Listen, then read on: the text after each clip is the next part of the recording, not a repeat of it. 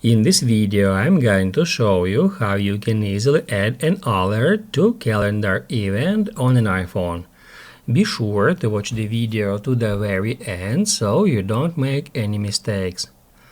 Let's get started, guys. I'm gonna show you all the process from the beginning, and first off we need to open up Calendars app.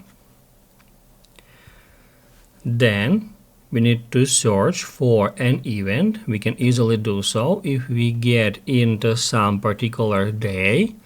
It will show us all events for that day, and then once you find an event, you can just tap on it to head over to its settings, and that's where we can easily find alert.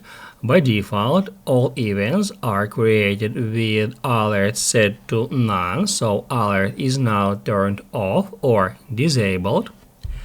However, if we tap at none, we'll be able to configure it. We can tap at a time of event 5 minutes before, 10 minutes, 15 minutes, and up to 1 week before.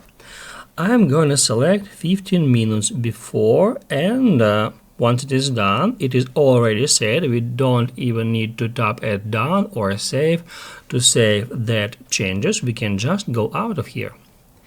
If this video was helpful for you, don't forget to hit the like button.